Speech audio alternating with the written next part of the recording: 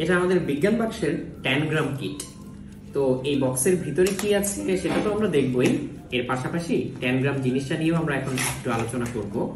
তার আগে জিনিসটা দেখিয়ে নিই যে এটা কি। 10 গ্রাম হচ্ছে অতি প্রাচীন একটা পাজল। এই যে এখানে দেখা যাচ্ছে যে এর ভিতরে ছোট ছোট কয়েকটা টুকরা, বিভিন্ন জ্যামিতিক আকৃতি। তো এখানে 7টা টুকরা আছে। এই 7টা টুকরা দিয়ে লিটারালি হাজার হাজার শেপ তৈরি করা যায়, হাজার হাজার আকৃতি তৈরি করা যায়। কি তৈরি করা যায় না, ফুল, পাখি, লতা পাতা তো বটেই, ঘরবাড়ি, জাহাজ, বিমান, রোবট, বিভিন্ন রকম সংখ্যা, নাম্বার, যা ইচ্ছা মোটামুটি সবই তৈরি করা যায়। তো এখানে আমরা যেটা করেছি, একটা ম্যানুয়াল দিয়ে দিয়েছি। এই ম্যানুয়ালটাতে 10 গ্রাম সম্পর্কে শুরুতে ছোট্ট একটা স্টোরি আছে, যে 10 গ্রামটা কি, এটা কোত্থেকে আসলো, এই সম্পর্কে কিংবদন্তি কি বলে। সেই গল্পের পরে আমরা এরকম বিভিন্ন রকম পাজল দিয়েছি, যে একটা পেজে থাকবে একটা শেপ, যেমন এটা একটা মাছের শেপ, এটা একটা হেলিকপ্টারের শেপ, এটা হচ্ছে একটা অ্যাপলের শেপ।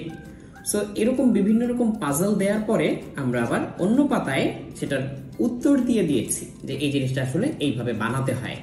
তো আমরা এখন চাইলে একটু ট্রাই করে দেখতে পারি যে এটা দিয়ে বিভিন্ন শেপগুলো আসলে কিভাবে বানায়, তাহলে ব্যাপারটা আরো ভালো করে বোঝা যাবে। এখানে যে পিসগুলো দেওয়া, এই পিসগুলোর এক পাশে ফোম, আরেক পাশে হচ্ছে একটা ম্যাগনেটের লেয়ার দেয়া। তো ম্যাগনেটের লেয়ার দেওয়া থাকায় সুবিধা হচ্ছে যে এটা এই বোর্ডের মধ্যে আটকে যায়। যে আমি যদি এগুলো এখানে রাখি তাহলে এগুলো কিন্তু এখান থেকে পড়বে না, আমি এটা নাড়াচাড়া করলে বা ঝাঁকি দিলেও আসলে এখান থেকে পড়বে না। তো আমরা এখান থেকে একটা শেপ নেই, যেমন ধরা যাক এই কুকুরটা যদি আমি তৈরি করতে চাই, তাহলে আমি এই যে এখানে একটা দিলাম, এখানে একটা পিস দিলাম। আমি এখন দেখে দেখেই বানাচ্ছি, বাট বাচ্চারা যখন করবে তখন তারা হচ্ছে দেখে বা না দেখে যে কোনো ভাবেই বানাতে পারবে, নিজেকে চ্যালেঞ্জ করতে পারবে।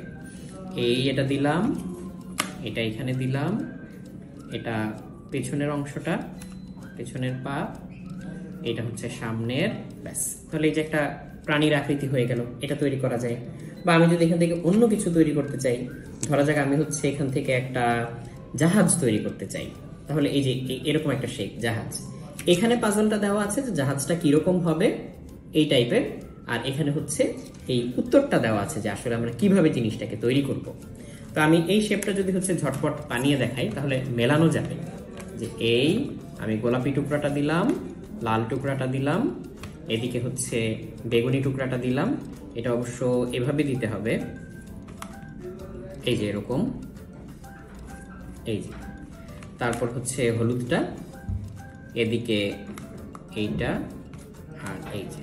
তাহলে এটা হচ্ছে একটা নৌকা বা জাহাজের মাস্তুল হয়ে গেল। এখানে ছোট্ট একটা উপরে কেবিন, এই কেবিনটার উপরে এই যে ছোট্ট একটা ছাদের মতো দেখা যাচ্ছে, সেটা এই যে এখানে দেখা যাচ্ছে। এটা হয়তো নৌকার একটা দ্বার বা এরকম কিছু একটা বোঝাচ্ছে, সেটাও হচ্ছে এখানে এই জায়গাটায় চলে আসলো। কাজে এখানে কিন্তু আমি 7টা পিসি ব্যবহার করেছি। আবার এখানে খেয়াল করলে দেখা যাবে যে এখানে একটা ছোট বাড়ির ছবি আছে। এই বাড়িটাও আসলে 10 গ্রাম দিয়ে তৈরি করা যায়। মজার ব্যাপার হচ্ছে এখানে পিছনে যে ল্যান্ডস্কেপটার ছবি দেওয়া, এই যে গাছ, বাড়ি, এখানে একটা পাখি, এই সবগুলো আসলে 10 গ্রাম দিয়েই তৈরি করা যায়। এবং আমাদের ম্যানুয়ালের উপরে যে লেখাগুলো বা ছবিগুলো, এগুলো আসলে 10 গ্রামের পিসগুলো নিয়েই তৈরি করা। তো এই জিনিসটা ঘাটতে ঘাটতে বাচ্চারা আসলে একটা আইডিয়া পাবে যে অল্প কিছু জ্যামিতিক আকৃতি দিয়ে আমরা যে আসলে শত শত হাজার হাজার ইমেজ বা সংখ্যা বা নাম্বার, অক্ষর এগুলো তৈরি করতে পারি, এটার একটা আইডিয়া পাবে। এমনকি যেহেতু 10 গ্রাম দিয়ে তৈরি করা প্যাটার্নের সংখ্যা হাজার হাজার, এখানে তো আমরা মাত্র কয়েকশো দিয়েছি। তো সে নিজেও কিন্তু এমন অনেক প্যাটার্ন তৈরি করতে পারবে যেগুলো এই ম্যানুয়ালের মধ্যে নেই বা এক্স্যাক্টলি এই জায়গায় আমরা এখনো দেইনি। এমনকি ইন্টারনেটেও সে হচ্ছে অনেক রিসোর্স পাবে খুঁজে খুঁজে, যে এই আকৃতিটা দেখে তৈরি করতে পারে কিনা, নিজেকে নিজে চ্যালেঞ্জ করতে পারবে। বাচ্চারা এই জিনিসটা নিয়ে খেলতে খেলতে অনেকগুলো জিনিস শিখবে, তাদের অনেক ধরনের উপকার হবে। এক নম্বর হচ্ছে তাদের অ্যাকচুয়ালি ব্রেইন অ্যাক্টিভিটি বাড়বে। কারণ কোন একটা কিছু নিয়ে যখন আমাদের অ্যাকচুয়ালি মাথা খাটাতে হয়, চিন্তা করতে হয়, তখন কিন্তু ব্রেইনে অনেক ধরনের সিনাপস কানেকশন তৈরি হয় এবং এই কানেকশনগুলো পরবর্তীতে সিমিলার টাইপের চিন্তা করতে আমাদেরকে কিন্তু হেল্প করে। তো এখানে চিন্তার উন্নয়নটা কিভাবে হবে? এই যে এখানে বিভিন্ন রকম জ্যামিতিক আকৃতি, এটাকে রিঅ্যারেঞ্জ করে এরকম কোন একটা আকৃতি তৈরি করার জন্য তার যে ব্রেন স্পেশিয়াল অ্যাওয়ারনেস বলে যে ব্যাপারটা আছে, সেই ব্যাপারটার কিন্তু উন্নতি ঘটবে।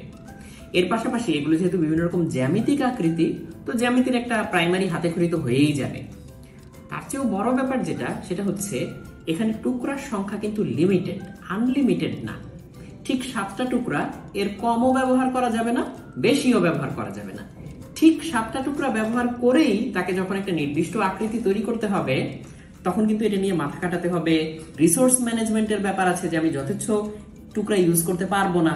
তো এভাবে কিন্তু ব্রেইন অ্যাক্টিভিটি বেশ ভালো রকম বৃদ্ধি পাবে। আরেকটা ব্যাপার এখানে মেনশন করা যায়, যেমন বাচ্চারা যখন মোবাইল ফোনে কোন একটা কিছু দেখে বা ইউটিউব বা এরকম কোন একটা ভিডিও দেখে সময় কাটায়, তখন ও তো আসলে হচ্ছে একটা মিডিয়া কনজিউম করে, বা যখন ইভেন গেমও খেলে তখন সেই জিনিসটাকে কনজিউম করে। হয়তো ওই লেভেলে হচ্ছে তাকে চিন্তা করতে হয় না, বা করলেও খুব কম লেভেলে চিন্তা করতে হয়। এটা অনেকটা এন্টারটেইনমেন্টের মধ্যে পড়ে। তো ওই সময়ে যেই রকম ব্রেইন অ্যাক্টিভিটি, আর সেই তুলনায় যখন ও কোনো একটা প্রবলেম নিয়ে চিন্তা করবে, ক্রাইসিস ফিল করবে, কোনো একটা চ্যালেঞ্জ ফিল করবে, সেই ব্রেইন অ্যাক্টিভিটির মধ্যে কিন্তু বেশ পার্থক্য আছে। তো এই পাজলগুলো নিয়ে চিন্তা করলে, বা এরকম ক্রাইসিস নিয়ে চিন্তা করলে, বা চ্যালেঞ্জ ফিল করে কাজ করলে ব্রেইন যে দ্রুত ডেভেলপ করে, এটা তো প্রমাণিত। তো কাজেই এই ট্যানগ্রামটা কিন্তু এই ক্ষেত্রে অনেক বড় একটা ভূমিকা পালন করতে পারে।